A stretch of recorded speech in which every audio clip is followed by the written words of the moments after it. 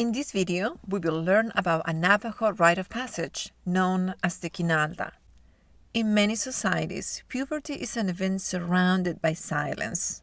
Although implicit in debutante balls and religious confirmations in some churches, puberty generally remains unmentioned and uncelebrated within the American culture.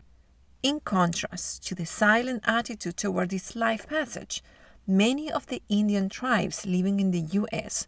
surround puberty with elaborate rituals. In the Navajo culture, a girl is initiated into womanhood by an elaborate 4-day public ceremony joined by the entire community. This rite of passage is known as the Kinaalda. The word Kinaalda is used to refer to both the girl and the ritual.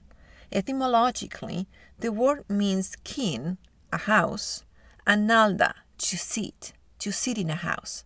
The term Kinaalda refers to the house in which the girl used to sit in isolation, making reference to the segregation hat formerly used by Navajo women during menstruation. The celebration takes place when a girl turns 13 or soon after her first period. The onset of menstruation is treated with enormous reverence among the Navajo. The girl becomes a symbol of fertility, and the event is announced and celebrated by the entire community with much pride. As stated by Navajo educator Ruth Russell, in Navajo society, the girl's first period is not a time of shame and anxiety, but rather a time of happiness and rejoicing. In the Navajo culture, there's a number of taboos associated with menstruation. A taboo is a social or religious custom prohibiting a particular practice or association with a person, place, or thing. As menstruation is treated with enormous reverence, a woman must obey certain restrictions during this period to avoid harming others. She must not enter a ceremonial hogan, see sand paintings, sing or dance, carry water, have contact with livestock or children, or visit persons who are sick. We must be careful not to regard native taboos toward menstruation as misogynist. Alternatively, these taboos can be examined from a culturally relativistic perspective, where North American Indians view menstrual blood as a power active in healing and reflective of the creative forces of nature. The Kinaalda is part of the Blessing Way complex of the Navajo classification of ceremonies. The Blessing Way celebrates and shows appreciation of all forms of goodness and reinforces the Navajo ideals of beauty, perfection, harmony, goodness, success, and well-being. The function of the Kinaalda is to usher the girl into society, invoke positive blessings, health, prosperity, and well-being, and protect her from potential misfortune. It is also to test and build her endurance and strength and to prepare her for a new social role. The Kinaalda is based on a myth about the first Kinaalda performed by and for Changing Woman, who is the mother of all Navajo people. Changing Woman is one of the most important Navajo deities, identified with earth, sustainability of life, and particularly fertility. During the liminal phase of a Kinaalda ceremony, symbolic actions and objects are utilized to radiate significance to the ritual. Girls are molded and shaped into the image of Changing Woman, who embodies the ideals of Navajo womanhood.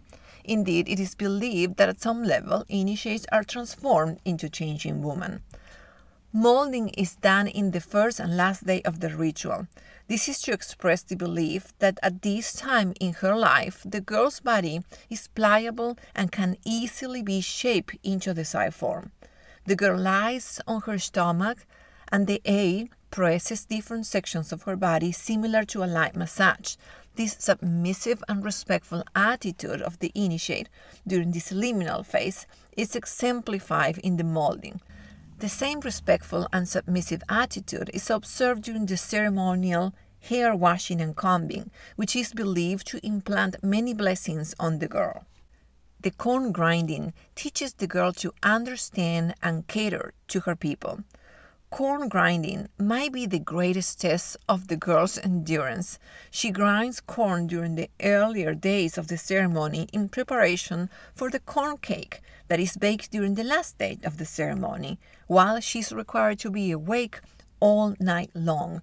The girl races several times each day, and the running has its own choreography. The race has a beginning and ending point, which is the hogan, a circular lodge. The alcan is a cake made from the grounded corn. It's circular and represents the sun. It is baked in a circular pit, dug outdoors, especially for the ritual, and is baked according to the passage of the sun. On the top of the cake, corn pollen is sprinkled to the 4 directions in a specific order.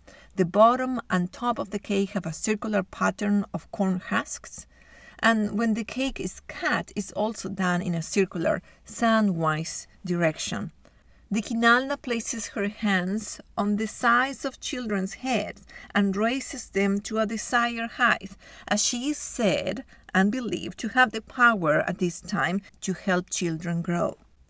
At the end of the Kinaalda, the girl returns blankets that were used for the ceremony to their owners so that they will receive good luck. After her head and hair are dry with cornmeal, the girl takes her last run toward the east, this time followed by many young children, symbolically attesting that she will be a kind and caring mother. The Kinaalda reinforces the feminine side of women and introduces Navajo girls into womanhood. It is not the only identity-shaping event in the life of a Navajo woman, but it is an important one relative to social and ethnic identity.